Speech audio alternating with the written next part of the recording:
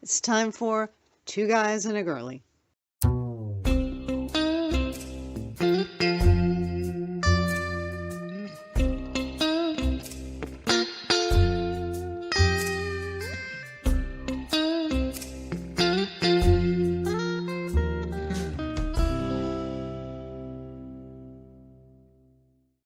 It's time for Two Guys and a Girlie.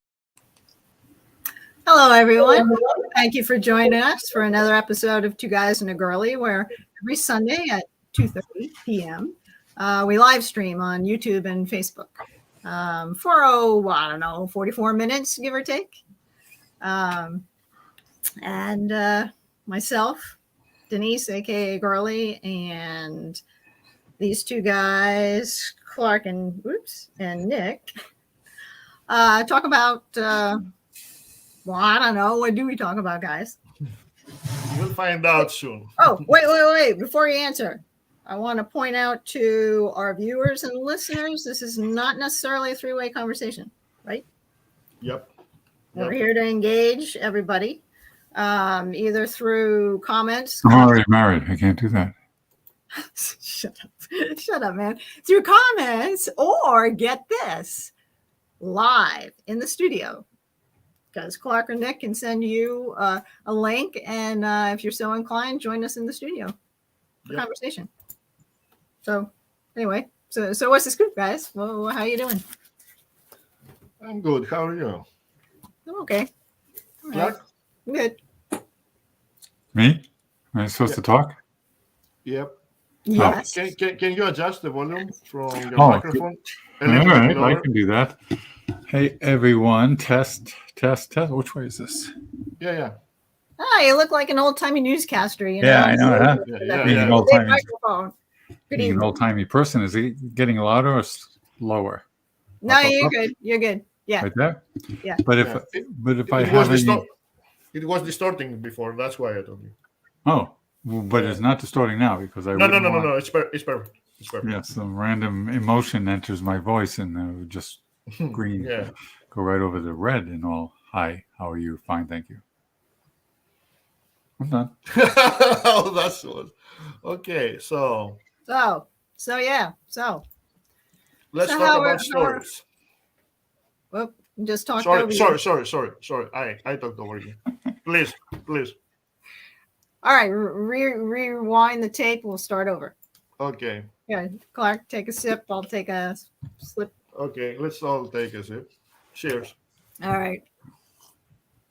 You want to talk about stories? Sure. Huh? Okay. We can talk about stories. Writing stories, reading stories, sharing stories. The stories we tell. So that's my favorite. I knew it. It includes the stories we all write because everybody who's writing here. Hello, 3 viewers. How you doing? Thank you for being with us. Yeah. Say hi. Don't be shy. Oh, did you tell them about the comment box and such, Denise? Yes. Tom, find the live chat. I just 1 hour ago, I just had a chat with Tom through our comments, and I pointed towards the live chat option during the live stream, and we'll see what happens. Sorry, Clark, you were saying. No, I think the topics which we've talked about in the past vary a lot, but the central theme tends to come back writing as a thing to do. And I mean, hell, we're here as these 3 particular people because of Denise's blog hop. And most of the people, I'll bet you, that show up in that little eyeball thing on the screen that viewers can't see are by association to that or other writing things. It's a technical term, writing things. And like her blog hop or any other blog hop out there. So that, I'll bet you, will be the simplest, most fundamental thing among those of us who come to this place. We like to write, have fun writing. And so talking about writing is certainly fun. Yeah. I was thinking to if you're up to take a little different approach, which we learned in writing. There's no doubt about it. But I was thinking about stories in this sense. Let's make a small experiment. All of us, all 5, 6 of us. Let's say we are able to take out from our photos, from our phone or wherever we are, an old photograph of us, of ourselves, 40, 50 years ago, 20 years ago. Why are you laughing? Tell me. No, go with it. I'm following Yeah, along. I'm pretty good at math. I got it. you will tell me why you You're laugh. getting cornered. You brought it on yourself, Nick. You brought it on yourself. You said before we went on air, Nick said, hey, there might be some surprises here. I told you. Okay. Yeah, okay. You did. I'm interested in the joke. I want to laugh too. So, tell me when you see that picture of yourself, what connects you with that person? What makes you think that you are this person? You're looking at an old photograph of yourself. Biologically, you are not the same. Everything in your body has changed. Bones, muscles, brain cells, neurocells, everything has changed during these 20, 30, 40, 50, whatever years. So what is the one thing that links you to that different person you're seeing in the photograph and you're saying, that's me? And this has to be something that when you take it out of the equation, you lose the connection to that person. So what is it when we do that? How we identify with our, let's say, younger self, the child, Clark, Denise, or Nick, when we see them on the photograph? Or so Nick, what I'll throw that back at you. That is very interesting. Like that's real interesting. What is it for you? What have you? It's the memories I'm having. Hmm? It's the memories I'm having Okay. of that time. And if it is from an era I am not able to retrieve, let's say me as a baby, okay, my identification with that baby is based upon the stories others have told me.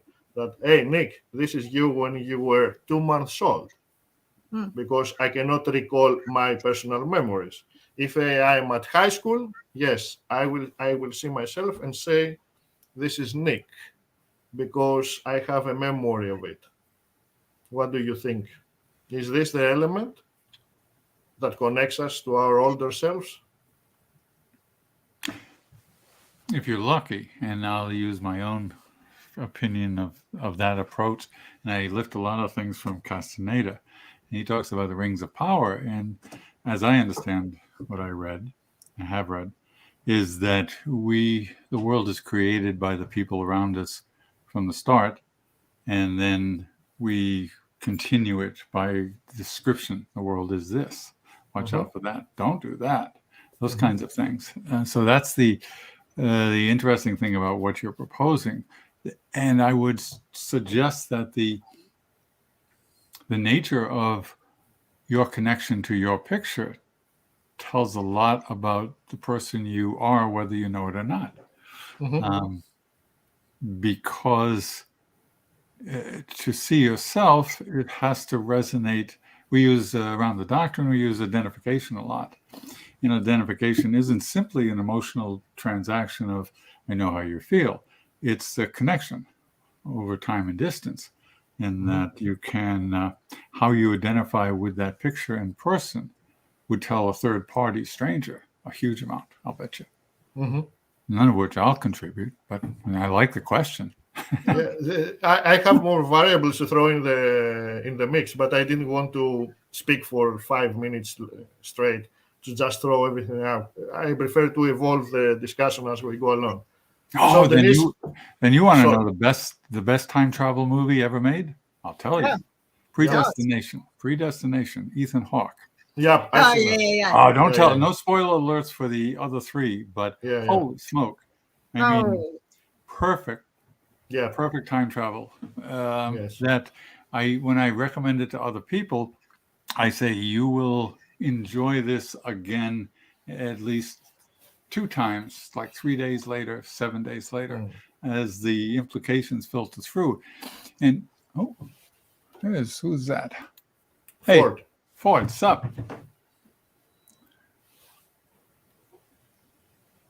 Mm. a map. Huh. Good analogy, Ford. Yeah, that's cool. A map. Yeah, isn't it though? Yeah, this Ethan Hmm? Hawke, by the way, that much I will Hmm. say And who wrote So that film? Because you're Heinlein right. did. Oh, Did it's he based really? on Okay. it's Heinlein straight out.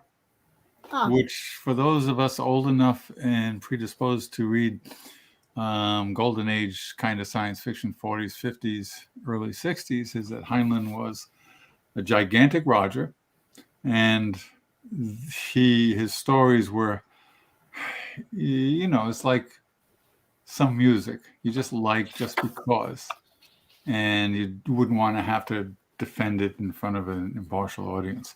But Heinlein, he was the master of the time travel stories back in the day, and way simpler and impactful, in my opinion, than what you get currently. And there are good ones, of course, and bad ones. But yeah, what a movie! Holy smoke! Yeah. Yeah. I'm sorry, Nick. Did I just go off a No. tangent? No. I like that. So let me, if I can give you some more aspects of what I'm thinking and what we can discuss, all of us, if you like. And Can I Sure. just, before I forget, I'm reading Ford's comment, and my eyes aren't that good, nor my brain. About you want me to bring it back on the screen? No, I can see it now. If you guys don't mind me leaning forward. No, I can So bring it Ford, back. the idea is you'd see it different.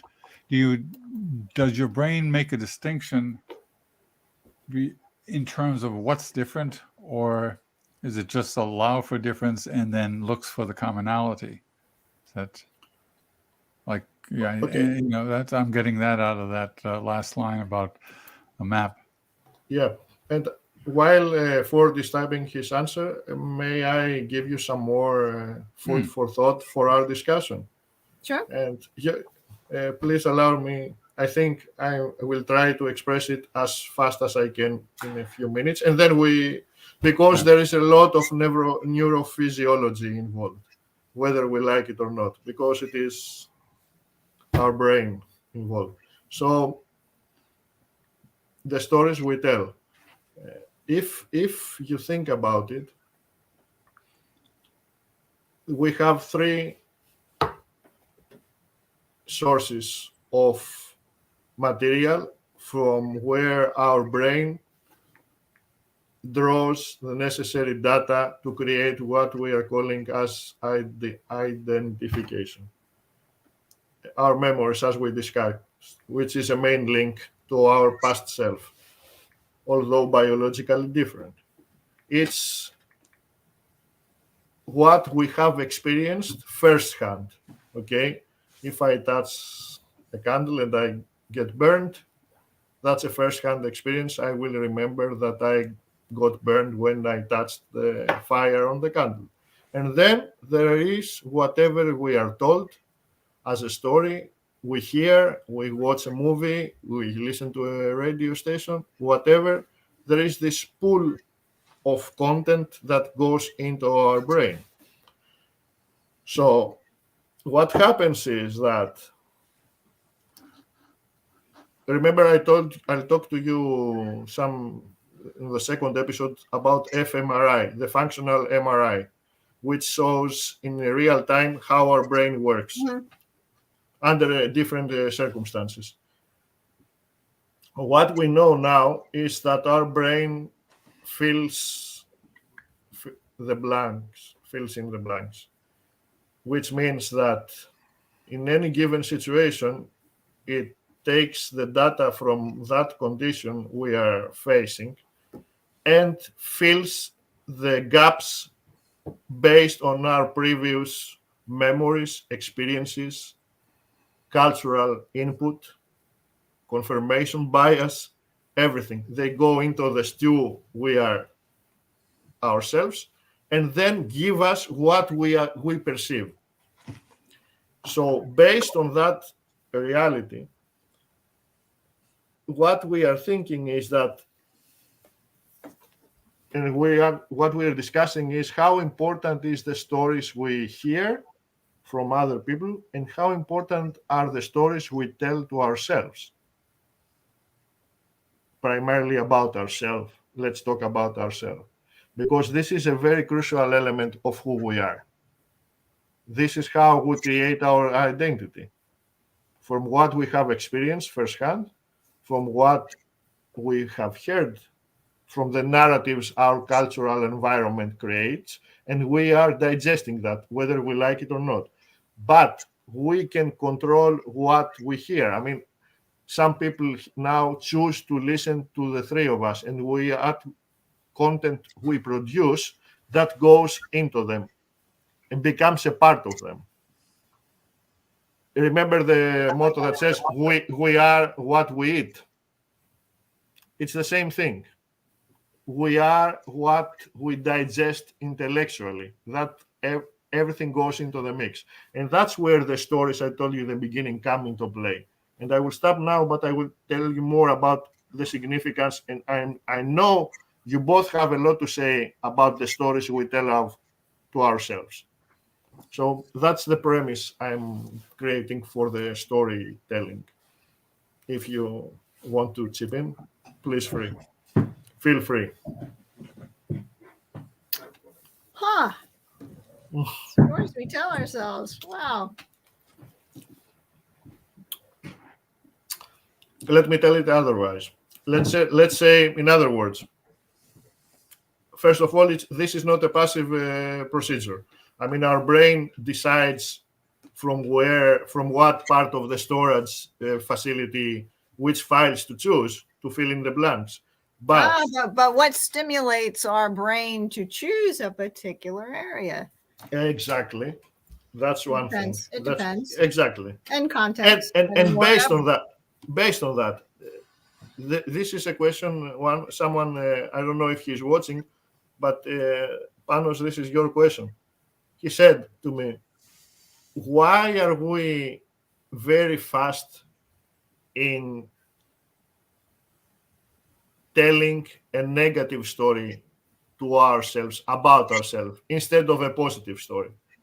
We are drawn towards the negativity as far as ourselves go. Oh, I'm a failure. Oh, I didn't do something right, whatever, instead of focusing on the positive things we have done.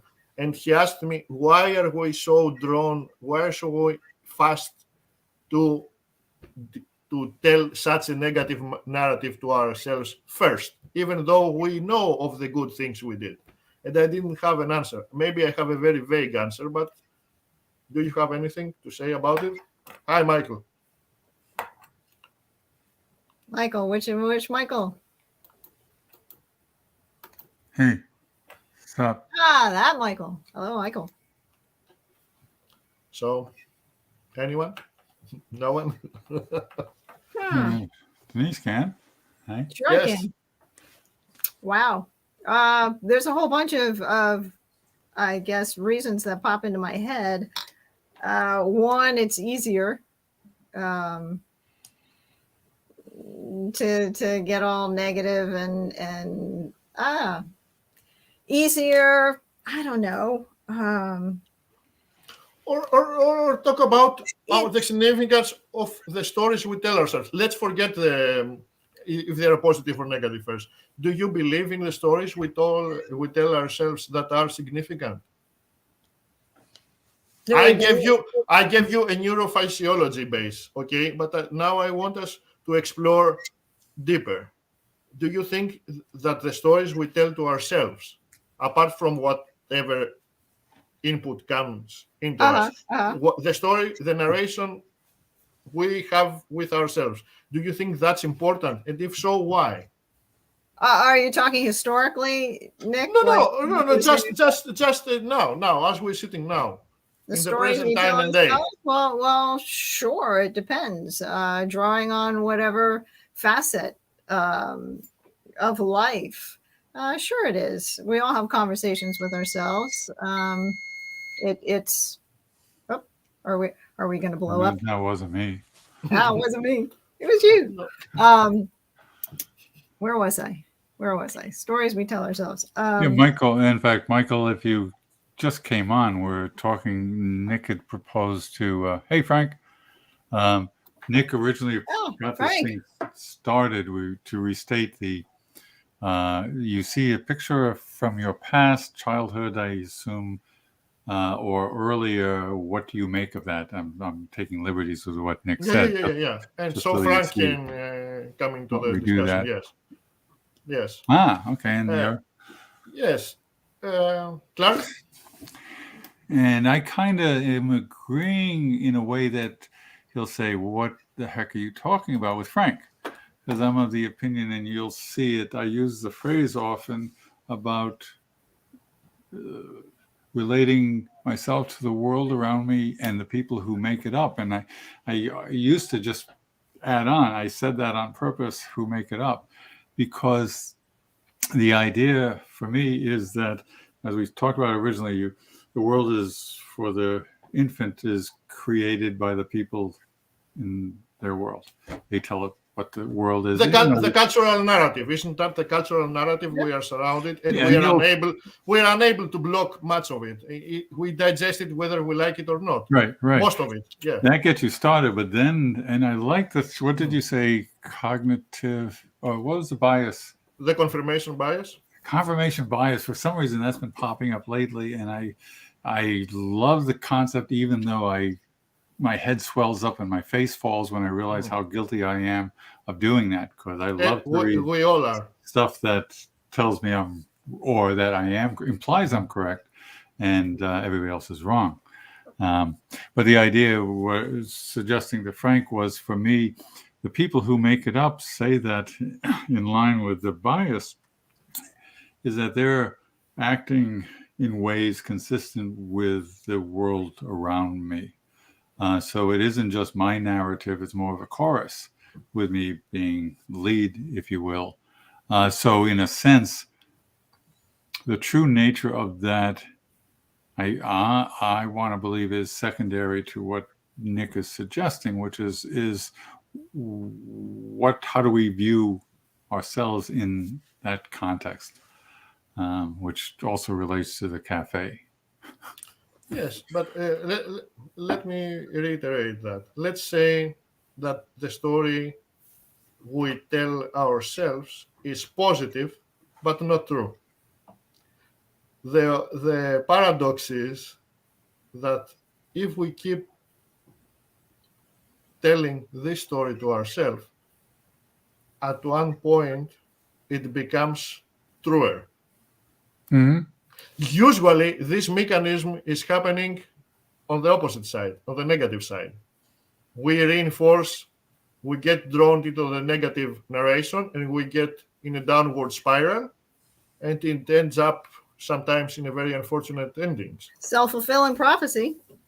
Exactly. But, it works both ways. It works both ways. You know, the visualize, tell us stories about ourselves. I tell myself, yeah, I'm a pretty good writer. Yeah, let me keep working on it, and sure, I may not be so very good, but I can tell myself, kind of, let's be a cheerleader.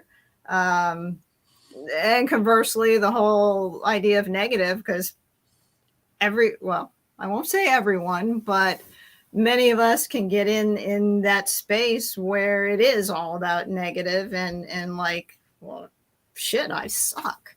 But part of us always knows that no, we don't really, we're not, we're not. Completely useless. Yeah. Not 100%. Not yes, 100%. I love Sunday Yeah. afternoons. So, you see, you see, Denise, what you said is there are two sides to this coin, and we usually see, and always. we usually see Your only parents told you the, that. Who said the there's dark only side. two Two sides? sides of the story. No, Oh my man, co- my, I'm gonna try to start talking about they. Well, that's No, worse. what. That you make up all reality is to a certain extent personal. Oh, it is absolutely. I don't disagree with that. I don't And disagree. that concept has made my life a lot easier dealing with people who are, everybody's getting extremely different, but the tendency of myself and others is to, oh, wait a minute, what are you, crazy? It's just some other extremely opposing view. But when you can accept the idea that reality to a certain small extent is personal, then you don't have to wrestle, because we're wrestling, most of us, wrestling to try to reconcile. And one view with opposing to ours, and you don't have to. You just accept that they're adding 2 and 3, while you just ask them how much 2 and 4 is. So it just takes the stress levels down for me as I go through the world.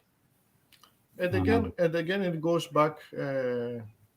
That's where I wanted to, the point I wanted to explore, because again, I will bring up the brain not as the main subject of discussion, but whether we like it or not, it controls our cognitive functions. And not only that, let's say, for example, we won't get into the confirmation bias discussion, but let me say you one thing. Again, our brain is very good in filling the gaps of a data stream or box. And this is repeated, this has been repeatedly proven. In essence, what this means is, in conjunction with what you both said, is if you have in mind that what we are perceiving is very dependent on the mix of ourselves, of that stew we talked earlier about, all these stories, all these memories, all these first-hand experiences, which are different for every person, right? There are commonalities, but they are personal. And that is the stew that becomes our identity, all these things. And our brain draws from there, from past experiences, memories, stories, and narrations, cultural or not, and gives us the perception we have of ourselves, of others, of the world. If we realize that, then, Clark, what you're saying and advocating becomes more easy to relate to. That this is a basic function. This is not a deterministic A to B to C. It depends on some brain functions which are not completely out of our hand. We control some of it. And the amount we control is what can give us better results in how we relate ourselves to the world. As you said, Denise, it may not be true that we're not talking about illusions of grandeur. I'm the best writer in the world. No, we're not talking about that. Not at all. It's just basic self-reinforcement. I believe in, if you speak the words first, like, I don't know, a typical one at work, hey, how are you doing today? Excellent. I always draw smiles at work because excellent. It's easier why said not? than done. Why Yes. not? And maybe I'm not, but if I at least speak it first, hey, I'm excellent. Mhm. You That's the awkward thing about it. And although when you say it, it sounds simple, and you would expect everyone to do it. They don't. Yeah, But you'd be surprised. You'd be surprised what catches on, in groups of people. If it just does. Perfect example. So one person at work, always gets a laugh. Excellent, no matter what. Yeah, Denise is excellent. And one day he surprises me because I'm saying, "Hey, so and so, how are you today? How's it going?" I'm damn excellent, and just laughter, which changes the tone. And I know we're kind of getting off topic of just brain. No, it's not. But kind of that, It's very stories we related. tell ourselves, the things that we say, you're actualizing, if you will. Yes. And dramatizing. Say it. Yeah, analyze and dramatizing, Clark. Yeah. Yes. You're manifesting a reality. Well, sure. Yeah, that's No, my it's- choice. it's- That's it's my not- choice. You know, it's- yes. It's not Yeah, a simple thing. It's almost a kind of magic, if you think about it. a kind of what? But a kind of magic. You are manifesting a reality that doesn't exist until the point you're telling that particular story. And that brings out the value and unfortunate scarcity of the willingness to maintain more than one perspective. And, at the doctrine, I'm always coming back to that point, is that the doctrine is a lot of different things, but the only thing necessary is you got to have fun with the idea. Okay, that's weird, but suppose I did take that view. And, you look at people, anybody in your own personal world, and there's a scary high percentage of people who the world is the world. Hey, that's not, it's only one perspective. Yep. And if you can't adopt another perspective, then you're lost. And that would be the deterministic thing you were mentioning, not that what you're talking about, but determinism in that sense is anybody who cannot exceed a single perspective on life, because it forces you. And it's funny because when you think about it, and I can imagine what a person who doesn't want to fears. They fear, wait a minute, if I took another perspective, I've lost my certainty. I've lost the world that I know. And in fact, we all know, because I bet you everybody in this call, all whoever it is, do have that capacity to embrace different perspectives for whatever purposes. And we would say, hey, dude, don't worry about that. You're not giving up anything. You're adding to what you have. Exactly. And that's such a huge scare thing, and that leads you into a lot of other topics. I was wondering, speaking of additional perspectives, we started earlier episodes in terms of writing and telling our story in this medium, internet, not counting the picture stuff, because that ruins a lot of things. I can no longer be a 23-year-old woman, like Lloyd Bridges said in, was it Top Gun? But the idea is that when we go into the blogosphere, we are telling our story. We're telling the world and the people we meet who we are and what we do, et cetera, et cetera. But it's all fictional, potentially fictional. Let me put it that way. Most of us end up, our backstories leak out no matter what you try to do. And that, I think, comes to your point about the persistence of the past, Nick. And the question is how much you can change and how difficult would that be? So when we write about stories, and I've been thinking lately of a couple of the other people at Denise's blog, Hop, that have trouble with the cafe. Six Sentence Cafe Bistro to anybody else is not current, because heck, there we're taking our imaginary self and our virtual friends and going into a metaphorical place to tell stories. What the hell is that? Kind of like, geez, that's fun, man. That's fun. Better tie a string to the door there, huh? Yeah. Okay, I'm done ranting. The addition of new perspectives should have been our priority one in every field. In every field. When we cower and we hide behind our titles, whether they are academic or professional or personal, first of all, we're lazy. Second of all, And you wonder, what is the near universal threat within ourselves? Don't go messing with that, because I have, speaking for myself, certain beliefs and items that I choose to hold as a certainty. It isn't weakened by additional perspectives, because all too often I think a person trying to get an additional perspective thinks it's a quantifiable thing. Oh, well, I've got $10 worth of belief here, but if I do another one, that means I got to take 5 of that and all. And in my own experience, the value and the certainties within your, what we call a primary perspective, normal perspective, is not diminished. I'd submit it's enhanced by other ways of looking at it, because you don't have to give up. And yet, would you not?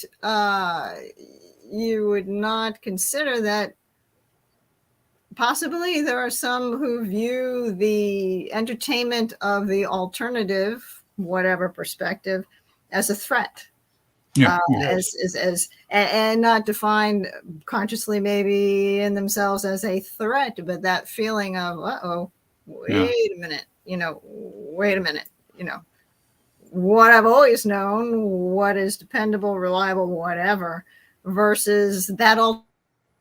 That implies that we secretly do think that Nick is right, and we're telling ourselves a story. And we don't want to look behind the scene too much, because if we're only because an ideal reality is real. Saying my reality is the story I'm telling myself as a result of all the things we've talked about, that kind of diminishes that a bit. That's that's one aspect. Hmm? This is not the whole deal, because there are more parameters. This is a big chunk of it, but that's not the only contributing factor. But yes, why are we afraid to? As I liked the word Denise used, to entertain additional perspectives. Why are we afraid of that? I mean, I don't know. First of all, I think the simplest answer I can give is, if we are entering a discussion in win or lose terms, then yes, you are afraid. You're afraid, but that's not a discussion. That's not a civil discourse. That's a chess game that you're playing to win or lose. But otherwise, as all the times we have discussed, there are topics that we do not agree. We are not entering or leaving our common area of discussion as winners or losers. In fact, I believe that we are always winners, because, as Denise said, and we all said it in our way, one of the benefits of this thing that is happening now, and our wish, parenthesis, is for our audience to be more engaged with us through the chat, is we add perspectives, and we benefit from that, no matter what. Absolutely, because think of it, how boring would it be if everybody agreed with everyone else on everything? Everything. We're not trying to change. That, by the way, is a secret lie that the part that wants to maintain a singular view is telling you. In other words, singular view, and they would be terrible if you. Yeah, that's a secret lie from within. It's more complicated than that. But yes, Denise, you were saying. Sorry. No, that's okay.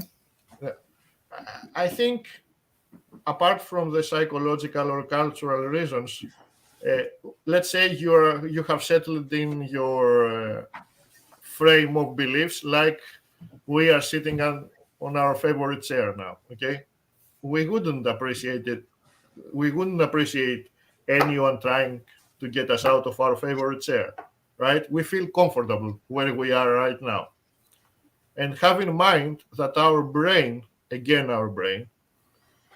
is made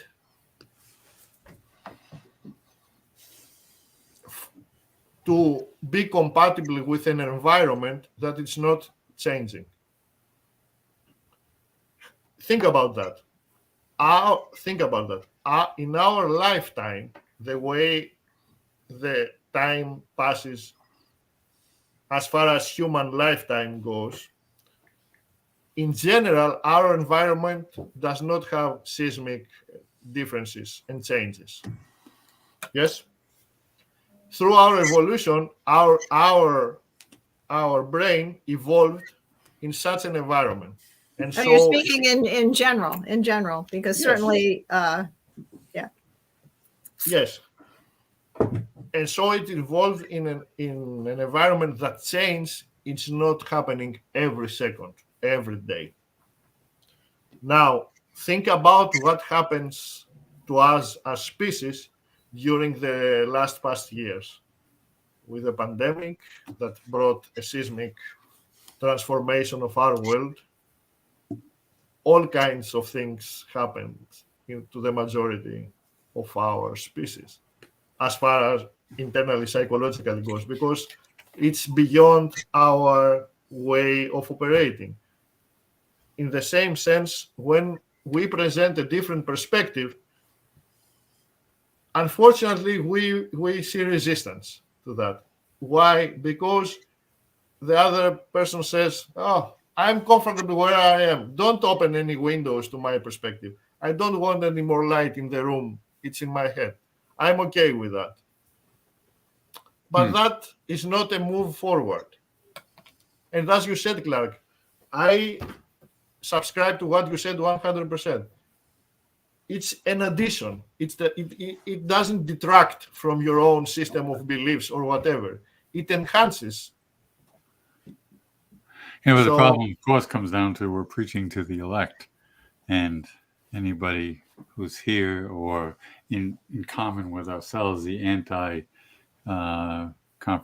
confirmation, is that you don't, and that's kind of good. You can't make somebody else acquire additional perspective. You can No, you can. make it tempting, and I think that that's where we see the broader subject here in the blogosphere, specifically the 6-sentence stories, because that's a great place for us to interact, even third or fifth hand.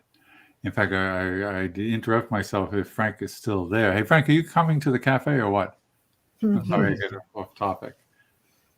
I hope he's still there. Who knows? We can dive into the 6-sentence cafe and bistro because Well, it's curious. Why would that kind of place would meet such a reaction from certain people? I mean, it's one thing to don't interest. Thank you, Frank. Thank you for being with us today, and all and Michael, and thank you. I mean, I appreciated immensely the interest, Frank, and I'm not saying that just because he's here. We talked about this before the stream. The interest he demonstrated about what is the 6-sentence cafe bistro, and all three of us tried through our comments to give him an idea of what is. It's a virtual place where freedom of expression is paramount. But I think in an offshoot of what you were saying about convincing another person of additional perspectives, I try to remind myself to be very alert, because it's like the height of irony with the cafe, because it's almost necessary, or I can't resist describing it physically as best I can, but the people, the proprietors, as we call ourselves. Now, I can't speak for anybody else here, but when I was in high school, which is my favorite metaphor, I was not invited to the cafe. I was at that table. So I think the part of what you're alluding to is and Frank jumped right in, is it intimidating? I mean, it's got to be intimidating, because writing yourself into a scene, Tom did that a few months ago, isn't particularly easy, but having that sense, and it isn't even like exclusionary, it's just like we're comfortable at the cafe. Our characters are more and more established. having somebody else come in and write themselves into whoever, Frank or somebody else, Yeah, Panos. or Ford would just put themselves there. It's got to be tough, which is. Yeah, I give Tom a lot of credit for that first one where he did. Yeah, we didn't even trying to invite him. think- I don't think. I think Huh? he didn't. I didn't even invite him. I think he just. No, he kinda just, did he it. just stepped in. upon himself, He just right? stepped in. Walked on. I mean, Yes. just like what the hell is Yeah. that shit? Yes, Yeah, because yeah. it's not. There are no conditions of admission. We But have created a fixed point. Yeah. It's a cafe and bistro. Okay, it's not a dungeon. It's not a hospital. Okay, we have established that. It has a certain architecture that we have morphed as time goes by. Think about that. As you said, it's a virtual place in a virtual world. Hey, Tom, we're talking about you. Eventually. Yeah, really, dude. Come on, your speaker must be burning, Yeah. and you can't play the tape back until we're off air. Yeah, but really, you will listen. really. So, as now that Tom is here, Tom exactly responded to the nature of the Six Senses Cafe and Bistro, which is, please express your opinions if you disagree or if you want to add it. It's a completely free environment that has an established topography and architecture.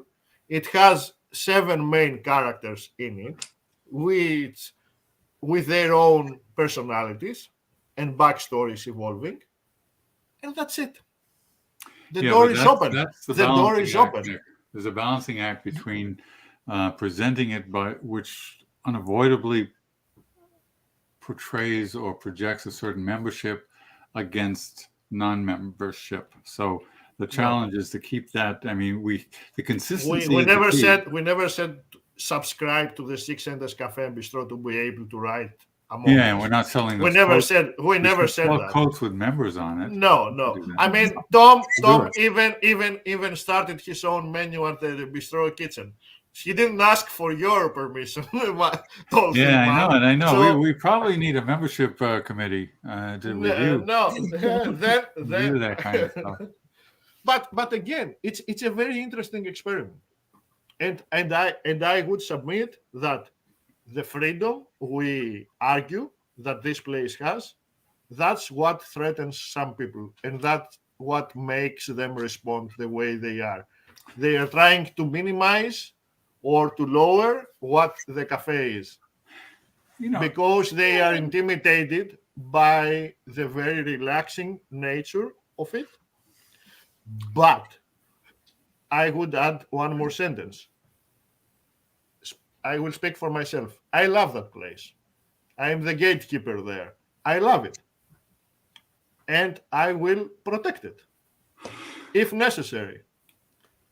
Let's say now you're getting back to the first topic. Exactly. About the stories we tell. And we can tell all kinds of stories there. And that creates our characters.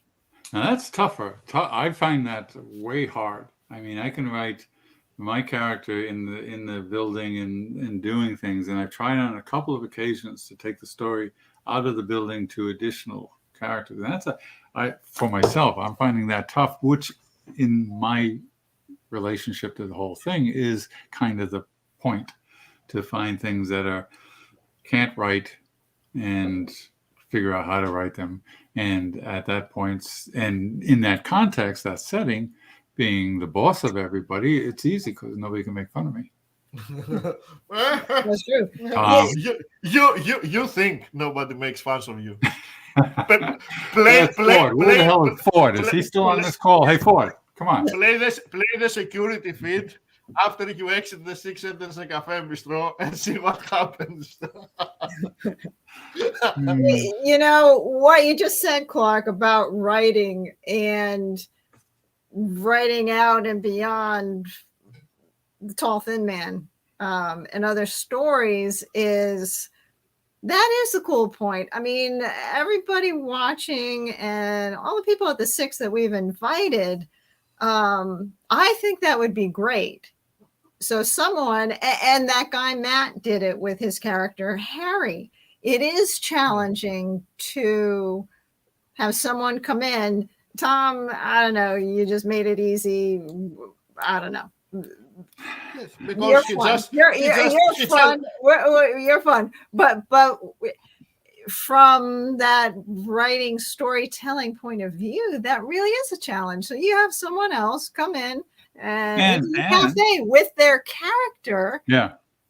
and just and being the instigator here, not the instigator. I'm looking for a word. But walking up to you and saying, "Hey, And the going meta on? reaches out is kind of fun because I remember when the gatekeeper met Lou. Oh, And come on, Oh, yeah. tell me that the Yeah. gatekeeper Yeah. really wasn't getting pissed off at Lou. Oh, no, of So course. we got Nobody fiction. calls the woman in the cafe bistro broads. Nobody. Not under my watch. But you see, that's the fun of it. That's the fun of it. And That is and the fun of it, And I would submit, yes, you're definitely. Another visit is due, definitely, Tom. And I would submit that Tom, please correct me if I'm wrong. Tom just did use the golden rule. Be yourself. And whatever may come, deal with it. I mean, he didn't calculate, okay, let me see, how am I going to write myself in a new environment I know almost nothing about in order to be accepted in that. He just opened the door and he walk was through. home. But He was home. isn't that the key right there? Is to alleviate some of the apprehension or the fear about going to a new place, is you have your character go there. It's not Yes. you going there, it's your character going there. Yes. And yes, there's a part of all writers are part of their characters to some extent, but it's kind of easy. Yes, I but- find the cafe sixes, and I have not written all that many, but the last one in a couple as the walk on, as the this is a non-pressure six to write, just because of that environment. So it's got to be yeah. Yeah, what? No, That my death was wild. Incorporating, You characters. seem very happy, Denise, about my death. No, man, you're jumping to the death. Who Don't wasn't? go right to the end. Other than I'm Jenny talking and Mimi. about the incorporating other characters. But anyway, Half of the fans just going in. Yes. Yeah, that was Ford. Ford had a major hand in that little thing, and I'll give you credit along with Nick for, and I used to say in the early days of blogging of, okay, just write something and then find a way to write yourself out of it. And your death thing struck me as that kind of thing. yeah, challenge. Yes. Nick is dead. Because it's a little bit better or more something than challenging yourself, because I can say, all right, Clark, I'll do 16 sit-ups or something. Okay, fine. But here, when you do something as a character, and these characters now, anybody on this call and a lot of people at the Sixth Sentence, there's an investment too. I mean, that's of course, you can't let them down. No, you're creating a backstory, don't you, for your character? You're creating, as we discussed after the Lewis incident, it's the mythos. You're creating the mythos of each character. And let me relate that to our first part of the discussion. The stories we tell is our mythos. In the end, The stories we consume becomes part of us, and they also become our mythos. And of course, we are invested, whether we write them, whether we sing them, whether we act on them, because it's a part of us. It's an integral part of us, whether we like it or not. So, back in the Six Sentence Cafe Bistro, I love it for more than one reason. I told you in the beginning, when I was introduced by Ford in the Six Sentence community, when I engaged in conversation, in comments, in various blogs, in yours, Denise, in Clark's, in Ford's, I said that one time, wouldn't it be great to be able to have a low-lit cafe and bistro, an actual place, and use like a Star Trek device, and every Friday evening we can teleport ourselves there and have a drink around a table and discuss about our stories and whatever, like we are discussing here. And then, Clark, it was your music metaphor, and you brought us together in the virtual, inside the virtual environment, which is the Six Sentence Cafe Bistro. And it's evolving. I mean, look at how it was 1 year ago, look where it is now, and we will see where it goes. But it's a living organism that is evolving. And of course, nobody says in the Cafe and Bistro that we are perfect. Nobody says we require you to do something. If only, the only thing that is required is to respect the premise. I mean, if you want to treat it as a hospital room, okay, you can do it, but it won't fit in the narrative. Other than that, as Tom did, opened the door, walked in. And all of a sudden, there's a kitchen there. I love that about the cafe. It was a big enough building that there's a damn kitchen in the bar that I totally overlooked. Not the bar, not the stage, not the manager's office. He went for the kitchen. So for me, that tells two things. Tom, correct me again if I'm wrong. First, he has a terrific sense of humor. Second of it, he is not afraid to make fun of himself, which is a strike for me, an element of high intellectual people that are not afraid. But you know, cafes, you need a kitchen. Yes, you need a kitchen. So he filled the blank we have neglected to evolve. The kitchen part we haven't evolved before Tom went on. And then he paired with Mimi, and then they created a more comprehensive environment as far as the kitchen goes. I took the liberty of having Mimi sitting at the end of the bar, which is not unreasonable, but you know, whenever we write characters there and keeping them in a reasonable context from our perspective of the characters. In other words, I can really only write for the tall, thin man, but the idea of knowing the other characters, aka knowing the other people, makes a setup more likely.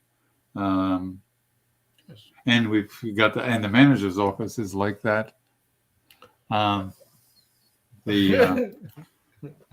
Having almost everything. Okay, all right.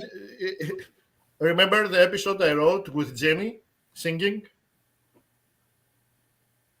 Do you remember an episode? Oh, yes, yes.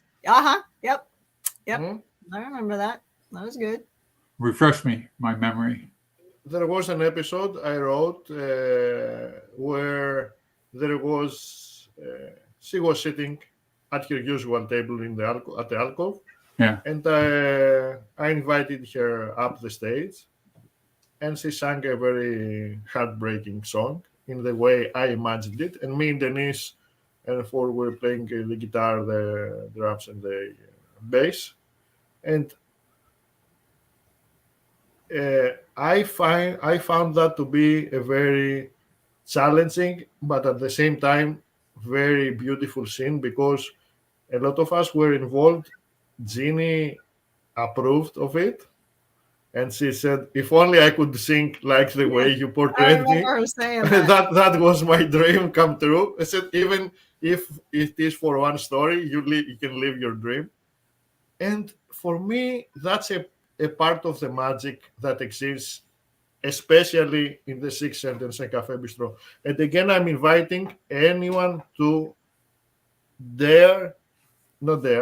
to try and take a walk inside and do your thing. Do your thing. You Yeah, will be surprised of the pleasures you will find in interacting in a more defined environment. And for as a anybody cafe. else not familiar with it, a walk on originally meant, here's the premise, create yourself a character. I used to do it with the Sixes back in the day, and that was basically, hey, here's what's happening, and enough of the main characters in action, but enough extra space for people to allow somebody just to say same story and then write in the other character. I would like to ask anybody who's out there for alternate words to describe the space, because I keep running into that. I can talk about the bar down the right-hand wall, the low stage one step up, Jenny's alcove, but every time I try to refer to that open space, I call it the cafe or something. Is there a better word for the open space? You mean the area with the tables? Entertainment, where all the round tables are. Yes. That's kind of, isn't that implicit? I mean, through all the stories, if you Well, have I've resorted to calling it out in the cafe. If it's a cafe and bistro, can you imagine what Denise said? Can you imagine a cafe bistro without the area or space with round tables and chairs?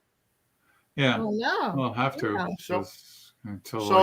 It's not a cafe bistro. So I think we are relying on the imagination of people with the same cultural input, that when they hear the words cafe bistro, they visualize a similar place. As a beginning point. Yes, and exactly. The rest come through the stories.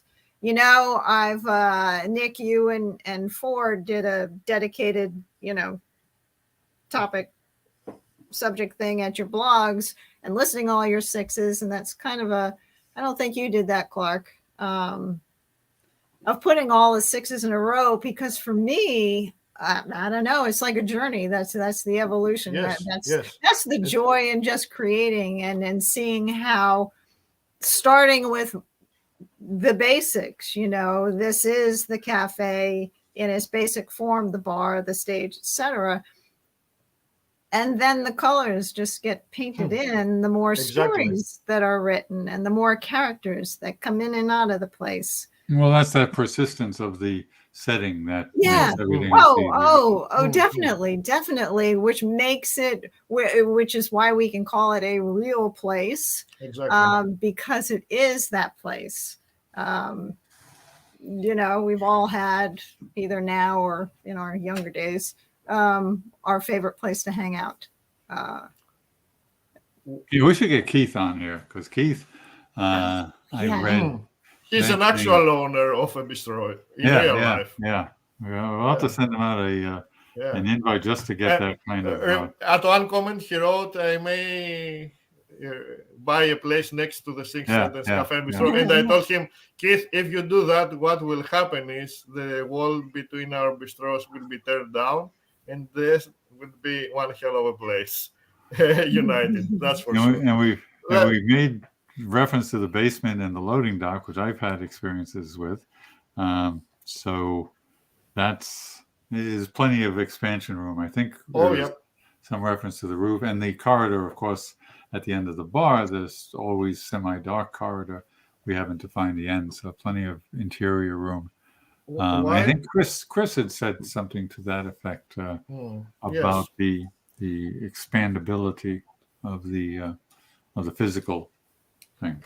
Yeah. Why don't we agree that next episode we start right from the beginning of the next episode, continuing the description and the discussion with our viewers about the Sixth Sentence Cafe Bistro and what it entails and signifies, because I think there are more topics than we have already addressed we can extract from the idea and the experiment the Six Sentence Cafe Bistro is. What do you think? And then, yeah, I agree. And then we can also poll the people for whether they should be satin or just regular material. And remember, everybody's old enough to remember the 80s. And you're going to have Six Sentence Bistro and Cafe on the back, I think. Oh, yeah, cool. Yeah. Satin. Those were more, what's that, canvas stuff? Wait a minute, leather. I want a leather one. No. We're remembering. I know. What? I know. You're running on budget? No, I'm with Denise. Leather, not Pink, fake No, leather. I remember his It's jacket. satin. Not fake leather. Leather. Oh, okay. We'll have to argue about that one because I think I've toyed with T-shirts, but a members only jacket thing that 1980s gave us. I think Yeah, Denise is in charge of the budget, so you can argue. Okay. Yes, but she's making the books, so I think leather. Okay. Okay. Okay. So your movie recommendation for the week before we end, Nick? My movie recommendation. I don't have a movie recommendation. I have a documentary. Your what? A documentary, Oh, not a okay. movie.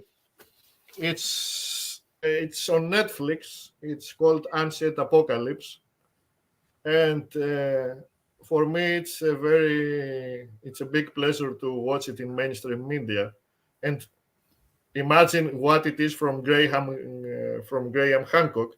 After 30 years, he was called all kinds of stuff, from pseudo scientist to conspiracy theorists and everything, just because he was advocating that the human history goes beyond 4,000 or 5,000 years BC.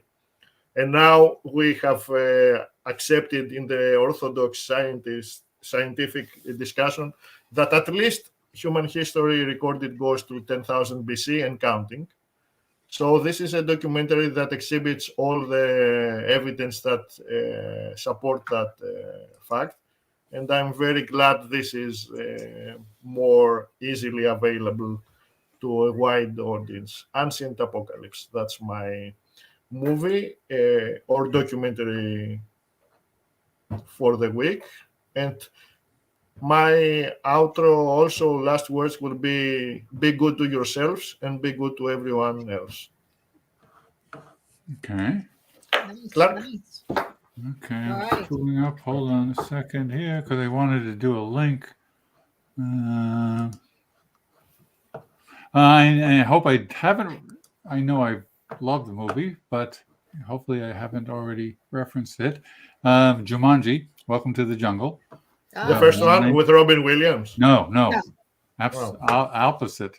I only saw that briefly, and it's a different movie with the same plot. But Welcome to the Jungle with Dwayne Johnson With Jack Black.